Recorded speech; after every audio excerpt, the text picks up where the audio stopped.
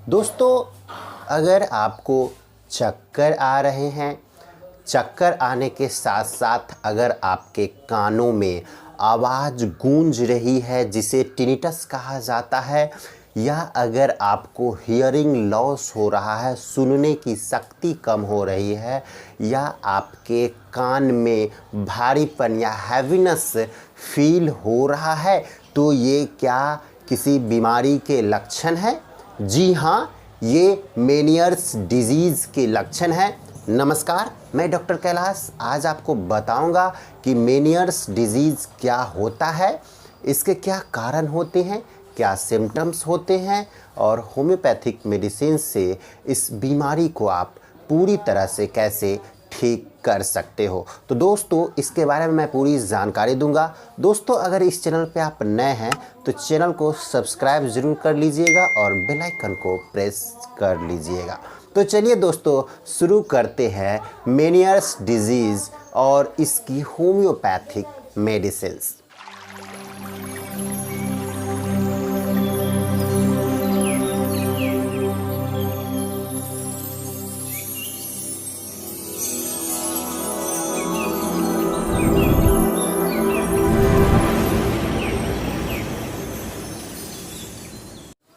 दोस्तों, हमारे ये जो कान है ये 3 भागों में बटा हुआ होता है।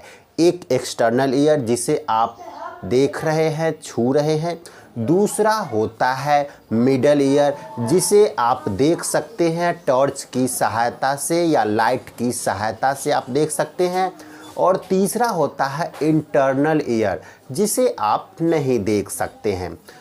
दोस्तों, किसी कारण से अगर आपके इंटरनल ईयर में फ्लूइड भर जाता है, उसके कारण आपको हैवीनेस होने लगती है, आपको कान में आवाज़ गूंजने लगती है। ऐसा लगता है कि कान में मक्खी गुनगुना रही है या किसी आवाज़ का गूंजना या घंटी की तरह बजना, इस तरह के भी लक्षण हो सकते हैं। इसके अलावा अगर फ्लूइड का ज़्यादा एक्युमुलेशन अगर इंटरनल ईयर में हो रहा है तो आपको चक्कर भी आ सकते हैं, वर्टिगो हो सकते हैं, आपको हेडेक की समस्या हो सकती है और हेडेक की समस्या के साथ साथ आपको वोमिटिंग की भी समस्या हो सकती है और साथ ही साथ आपको हियरिंग लॉस होने लगता है। आपको सुनने की जो शक्ति है वो धीरे धीरे कम होने लगती है। दोस्तों, इसी को मेनियर्स डिजीज़ कहा जाता है। दोस्तों, मेनियर्स डिजीज़ इसीलिए कहा जाता है कि इस बीमारी का खोज मेनियर्स नामक डॉक्टर्स ने किया था, इसीलिए इसे मेनियर्स डिजीज़ कहा जाता है। दोस्तों, इसके क्या कारण होते हैं? दोस्तों, कारणों की अगर हम बात करें तो इसमें फ्लूइड का एक्युमुलेशन इंटरनल ईयर में ज़्यादा हो जाता है, इसके कारण हो जाता है। या आपको अगर लंबी समय से टिनिटिस की समस्या है यानी कि आवाज़ गूंजने की समस्या आ रही है, उसके कारण भी हो सकती है। या अगर आपको हाइपोथायराइडिज्म है या हाई बीपी की समस्या है तो हो सकती है इसके रिलेटेड भी आपको मेनियर्स डिजीज हो सकते हैं। दोस्तों, इसमें आपको सिम्टम्स की अगर हम बात करें तो जैसा कि मैंने पहले ही आपको बताया कि इसमें सिम्टम्स होता है कि आपको चक्कर आएंगे, चक्कर आने के साथ साथ आपको वॉमिटिंग होने लगती है। जिस करवट आप सोते हैं उस करवट ही आपको उल्टी होने लगती है, उस करवट ही आपको चक्कर आने लगते हैं। अगर आप चलते भी हैं तो चक्कर आता है, उठ के बैठते भी हैं तो चक्कर आने लगते हैं। इसके साथ साथ आपको कान में आवाज़ का गूंजना होता है, रिंगिंग ईयर होता है यानी घंटी बजना, रिंग रिंग करके ऐसा होना, या मधुमक्खी के गुनगुनाने की जैसे आवाज़ होना, या समुद्र में जैसे पानी हिलोर मारती है उस कंडीशन में ही आपको ऐसा लगता कि कान में बहुत सारा आवाज़ एक साथ गूंज रहा है। इसके अलावा आपको भारीपन लगता है, कान में लगता है कि कुछ बहुत ही ज़्यादा फ्लूइड उसमें भरा हुआ है, पानी भरा हुआ है। ऐसा लगता है कि जब आप स्विमिंग करते हो या नदी में नहाते हो, उस कंडीशन में आपके कानों में पानी चला जाता है। उस कंडीशन में आपको लगता है कि आपको कुछ भी सुनाई नहीं दे रहा है, बिल्कुल भारी सा महसूस हो रहा है। इस तरह के सिम्टम्स आपको आएंगे। इसके अलावा अगर ये चक्कर आना, टिनिटस होना और कान में आवाज़ गूंजना और चक्कर आना और हैवीनेस का फील होना, इसके साथ साथ आपको सुनने की जो क्षमता है वो धीरे धीरे खत्म होने लगती है, हियरिंग लॉस होने लगता है। ये इसके सिम्टम्स होते हैं।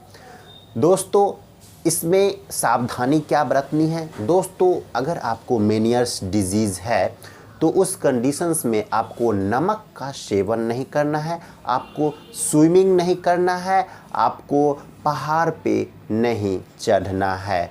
ये 3 चीज़ें आप नहीं करेंगे मेनियर्स डिजीज़ में।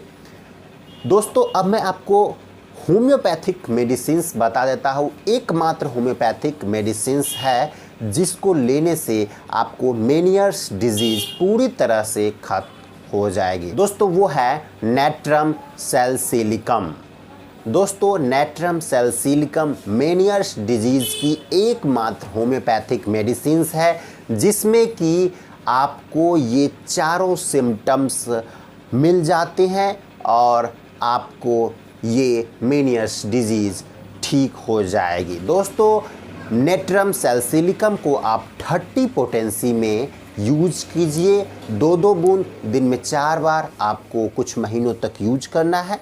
दोस्तों, सिम्टम्स के आधार पे और भी मेडिसिन्स आपको दी जा सकती है, लेकिन 80% केसेस में नेट्रम सैलिसिलिकम ही यूज की जाती है जो कि मेनियर्स डिजीज़ को पूरी तरह से ठीक कर देती है।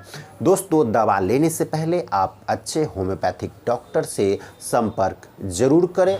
दोस्तों, अगर आप मुझसे ऑनलाइन ट्रीटमेंट लेना चाहते हो मेनियर्स डिजीज़ के लिए या किसी और बीमारी के लिए, तो मेरे दिए गए व्हाट्सएप नंबर 9534496107 पे संपर्क करके आप मुझसे ट्रीटमेंट ले सकते हो। या अगर आप मेडिसिन घर बैठे बैठे ऑर्डर करना चाहते हो, घर बैठे बैठे दवा मंगवाना चाहते हो, तो उसके लिए भी आप मेरे व्हाट्सएप नंबर 9534496107 पे कांटेक्ट करके आप अपनी दवा घर बैठे बैठे मंगवा सकते हो। तो दोस्तों, आज के लिए इतना ही। मैं उम्मीद करता हूँ मेनियर्स डिजीज़ के बारे में मैंने जो जानकारी आपको दी है वो आपको पसंद आई होगी। दोस्तों, अगर ये वीडियो अच्छी लगी हो तो लाइक ज़रूर कर दीजिएगा, चैनल पे नए हैं तो सब्सक्राइब ज़रूर कर दीजिएगा और इस वीडियो को शेयर कर दीजिएगा ताकि और भी लोगों को मेनियर्स डिजीज़ के बारे में जानकारी मिल सके और वो इसका इलाज कर सके। तो दोस्तों, अपना कीमती समय देने के लिए और मेरा वीडियो देखने के लिए आप सभी दोस्तों का बहुत बहुत धन्यवाद।